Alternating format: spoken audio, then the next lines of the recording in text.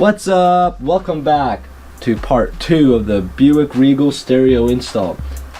Before we get into this, I want to say thank you so much for the attention on my very first video and all the comments. I read them all. I read them all. And you guys say that the Bondo will crack. Well, I've never done that before, but if you guys say that the Bondo will crack, I'm gonna take your word for it. However, it's been about 6 months and there's still no cracks, and it looks perfectly fine, exactly how it was the first day. If it does inevitably crack, as you guys are saying, then I will probably do a follow-up video on repairing that with fiberglass. The only reason why I did the so much Bondo is because the Bondo is so easy to manipulate. So I just looked at some videos and nobody really talked about it cracking if you use a lot. So, well, it's a learning experience, right?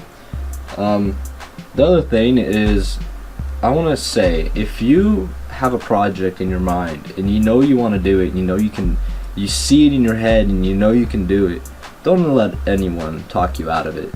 Just do it. If you don't think that you are ready yet or prepared yet, but you just see how you can do it, but you're just afraid to begin, just jump in head first. As you will see in this video, neither of us had any experience installing a stereo, especially taking out a stereo and then installing an aftermarket stereo.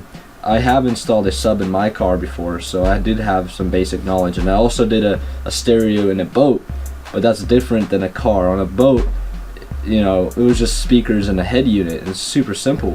However, this, we had to find the wires and splice and all that good stuff. It turned out really well, however, and it looked bleak at some moments. You will see. However, it did turn out really well. So the other thing I want to say is I really enjoy making videos for YouTube. It's more of like a hobby, and I did create a new Instagram account. If you guys want to follow that, it's PashaPro98. And I post all kinds of cool stuff on that too. Things that I can't necessarily put into a video or are not worth putting into a video. However, the pictures are worth, an honorable mention, as you should say. I hope you guys enjoy this video. There was, as you can see, there was a lot of footage.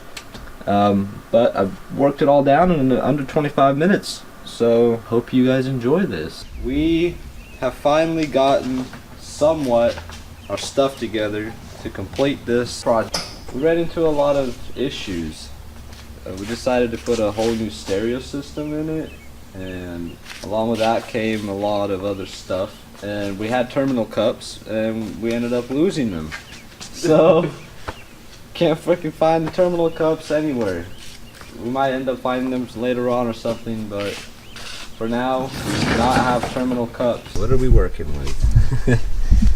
So there is a blown out speaker. So now he found these in his room. Tell me more about these.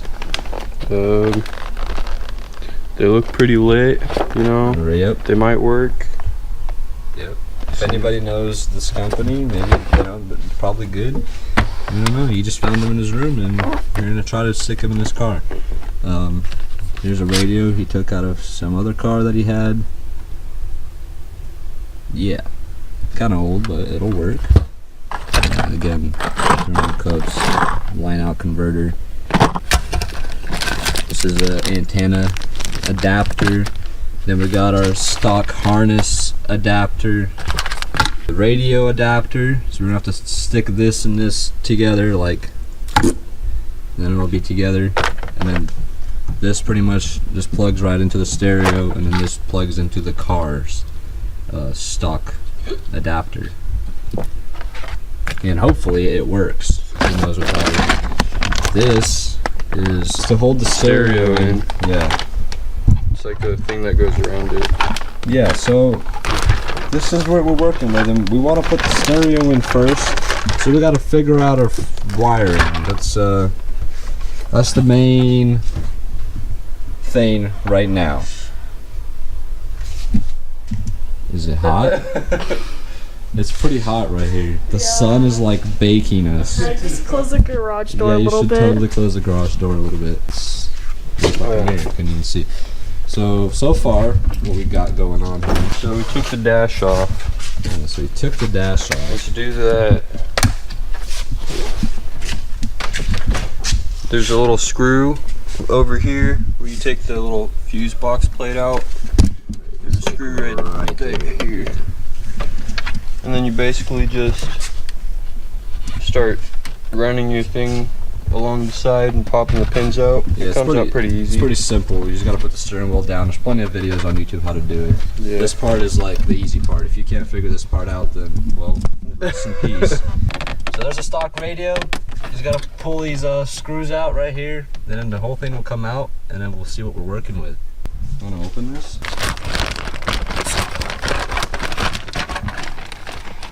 Oh, there's like a whole bunch of different. What the fuck? Okay. This is the part that. The main part. These are like the back pieces. Oh, what's this guy? Oh. This plugs in like this. Wait, what? So here's our adapter. Riley, get in here. Plug this thing in. I'm pretty sure this part goes on there. Plug it in. Try to plug it in there.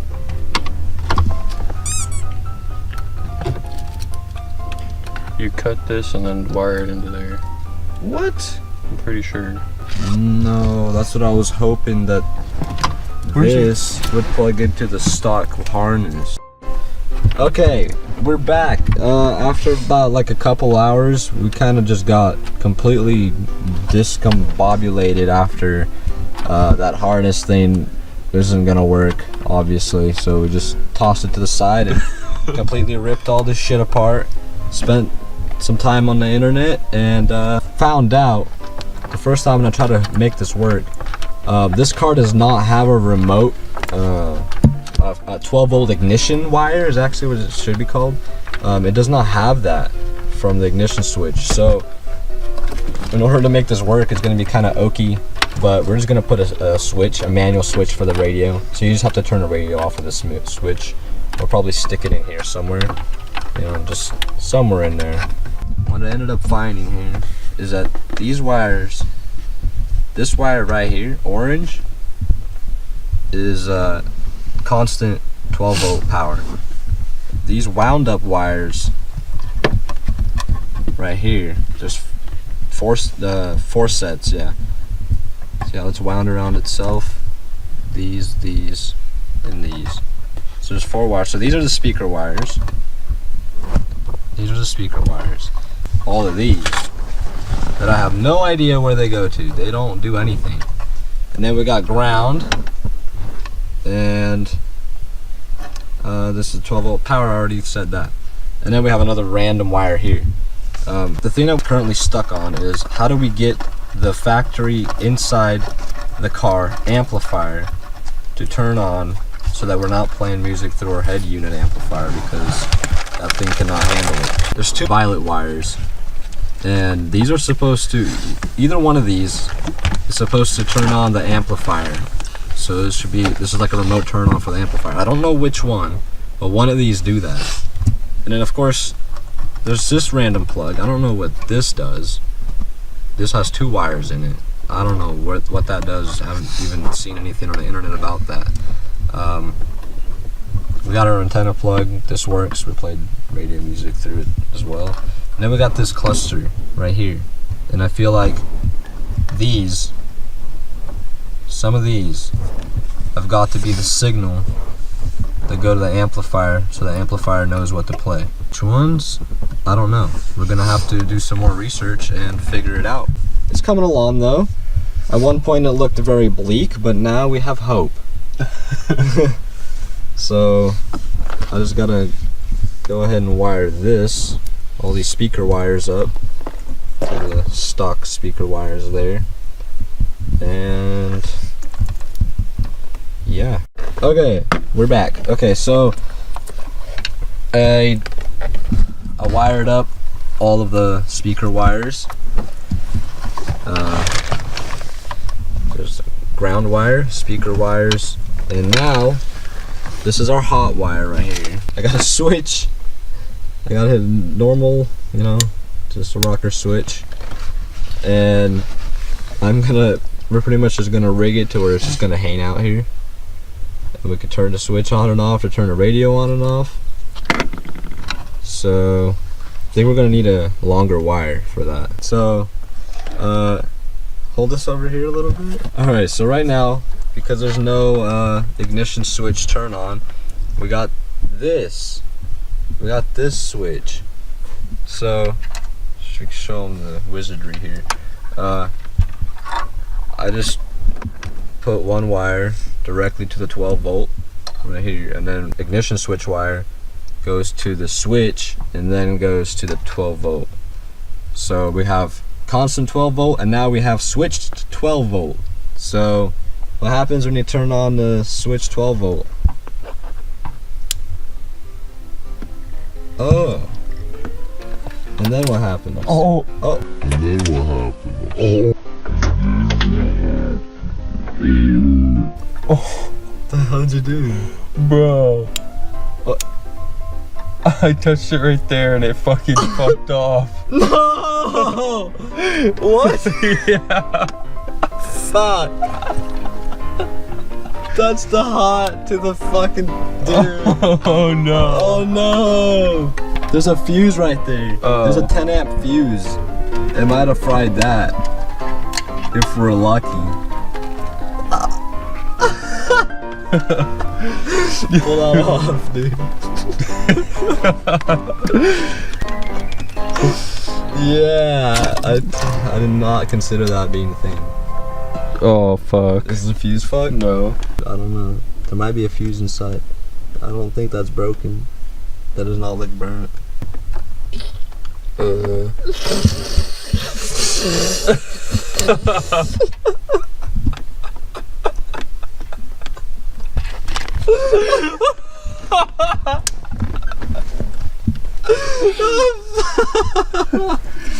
All that work, dude. Should I touch it again? Yeah. Just real quick. Dude. I have a Panasonic stereo over there. The Panasonic stereo that I got's way fucking cooler than that. We're gonna go get another stereo and see if our harness will work for this other stereo I have. Alrighty. Catch you then. This is it's alright. It works. It's not, doesn't have as big of an amp as the other radio that burned out. Okay, so after another couple hours or so, this we got the stereo all wired up once again, and everything is wired up, and this time we're using a different switch. This one's all plastic, so it'll make fucking it up a lot harder. So I'm guessing if I press this button, it should turn on. Hold it up here. Hold it a little close. Yeah, just like that. Anything? Is there any sign of life? I don't even know if this radio works, to be honest. We got nothing. Fuck. Back to the drawing board. I decided to go take a look at the fuse box and see if we have a blown fuse. And lo and behold, there is a blown fuse. So we pretty much put this stereo in here for no reason, absolutely no reason.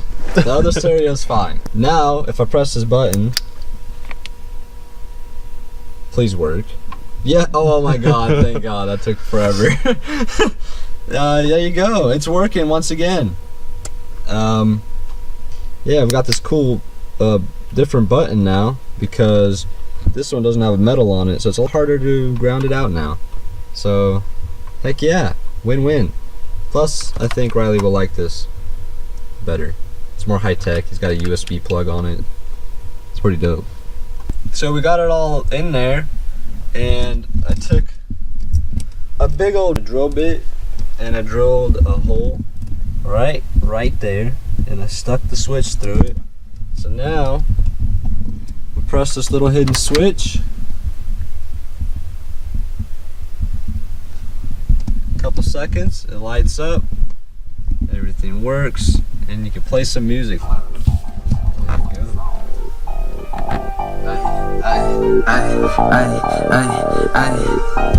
We poked a hole through that rubber boot and then we ran the wire through it. It was kind of hard, but that's a place to go through the firewall. And then now we have our wire here and we're gonna wire it into the trunk. We're gonna put the circuit breaker right here.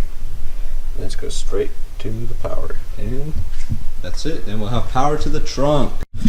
Alrighty, so we got all this back in. I pretty much peeled this carpet back and tucked it in, and it's dark. Tucked it in underneath this. As you can see, it pops out right here, makes the transition to the other side. It comes over here, comes up, goes up on the other side of the seat belt. This pulls down, and the wire is right there. It kind of just goes underneath this. It's not the cleanest, you know, but hey, that works. For us, that is good. You know, nobody's gonna see that. Right there, nobody cares. It kind of matches the interior of the car anyway, right? So now we gotta put our circuit breaker in, and then we will officially have power in the trunk. Okay, we got our power wire on. Goes right up there, goes to the fuse block, and goes off into the car. Goes down to the car. And we now have power in the trunk. And it is like 12 in the morning, 12:30 in the morning. Good night, everybody. Good night, Riley. Good night. It is daylight once again. We took everything out of the trunk. I'm about to peel this back. There we go. Alright, pull it up. So I think the frame is right here. So I'm just gonna drill a hole through that and put our ground wire right up here. Okay, we put the ground wire in. I drilled a couple holes. I drilled this hole, and then I saw there's something in there, and I thought the frame would be right there. So I drilled a hole here, and that just ended up going out to the outside. So I was like, oh well. And I questionably put a bolt in it and plugged it up, and we'll probably just end up leaving that open, honestly. Put some silicone in it if anything, but it doesn't look like it goes to the outside. So yeah, this is a safe place to drill through if you have this car, just saying. Right here, goes straight to the outside. There's nothing, you know, to hit. So that's probably going to be a questionable ground. Questionable ground, but it'll probably work. So yeah, we'll find out. There's our ground. Went ahead and Riley took this door panel off. I'm not sure how he did it. He just did it. Watched the video on it real quick and took it off. Got that speaker. Show us this speaker. So this is the old speaker.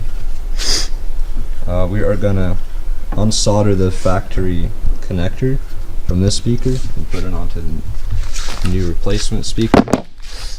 They're both 4 ohm. So yeah, this one is like really broken. I don't know if you can see. Yeah, you can see it's all cracked. Completely cracked around the rim. It's toast. Okay, so while Riley is out under there trying to get a signal for our line out converter, I am gonna recycle this connector. So it just pops right off. I just pushed it, popped it off. Now, as you can see here, there we are. I gotta take this wire and this wire off using a soldering gun. Just gonna take this. Okay, got that one out. And now we just gotta stick our new speaker wires right onto these. We got our wires, positive, negative, and we're gonna stick it. Obviously one is black with a red stripe and the other is all red, so I'm guessing that this is negative and this is positive. Usually striped to me means it's negative, and that's what we're gonna do. So I'm just gonna take these and solder them right up in there. Oh shit, I almost fell through. You know what? I think that'll work. Now we gotta do this side. Hold it. Perfect. Well, there we are. It ain't that pretty, but it works. It's on there pretty solid. It ain't gonna come out. Okay. There we are.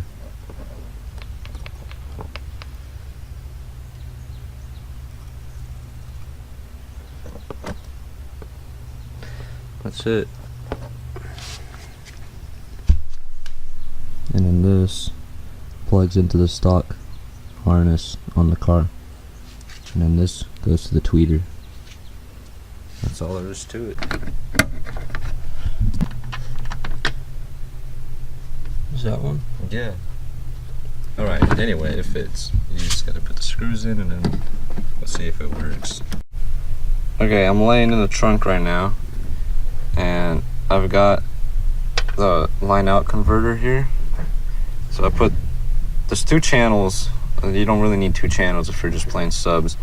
But I put the 2 positive wires together, and I put the 2 negative wires together. Riley spliced the speakers back here, the speaker input, and I put them together.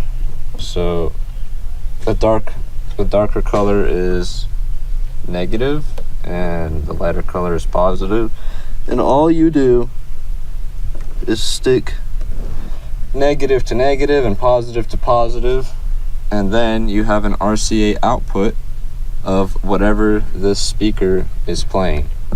It's as simple as that. This unit also has a remote turn on function, so the yellow wire will go to constant 12 volt power. I'm just going to run that straight from the amp, and then black is obviously ground. I'll just put it through on this, and then yeah, that's it. Then it's got this other wire here that does absolutely nothing. I don't even know why it's there. It's just there. The wiring diagram for this unit doesn't even have this wire displayed, so I'm just gonna tuck it out of the way somewhere, probably just cut it off. We got all our wiring done, so I got it grounded right there. Got our signal hooked up, got our remote wire for the amp and 12 volt constant. We got our ground, we got our hot wire. Now all we need is the amp. Alright, we're all plugged in. We got our ground in, we got our sub plugged in, we got our positive with our thingy-majigger, got our remote turn on all in. He just plugged in the level control. This is just kind of hanging for now. We got our RCAs plugged in, and that's it. Now we're ready. We got this thing right up. It doesn't actually hit the back of the seat, so oh, Jay's fucking head's right there. Alright. Here, close that. Perfect. Should I pull the switch, dude? Switch is on. Radio is on. So I'm gonna go ahead and try to tune this up, and then we'll be back if it's bumping real good. Sounds like a success. Turns out it actually only plays bass notes, so there's nothing for us to worry about. So let's do an overview of what we did. So we have a power wire going up, a circuit breaker goes down, goes through the firewall, down and through there, goes under behind this carpet, right underneath here. There's the wire, goes right up underneath, go to the back here. Power wire comes in to 12 volt. This 12 volt line runs to the line output converter. Remote wire, line output converter. We got a grounded right to the body of the car down here. Got our speaker wires plugged into the speaker. RCA's plug into the line out converter. Line out converter signal comes from the rear deck speakers Luckily, they're apparently only playing bass because this thing was only playing bass. I got a ground to the line out converter right up to the top of the metal pieces here. It's all kind of hanging there, but that's pretty much the only way I can explain it. We put a new speaker on that door panel because it was broken. We'll probably do this one later on.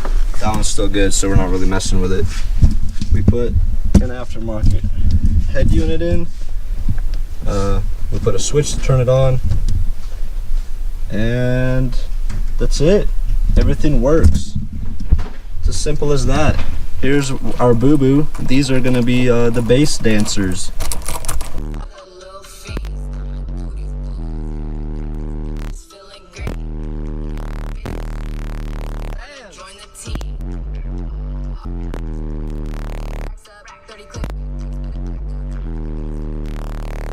Hit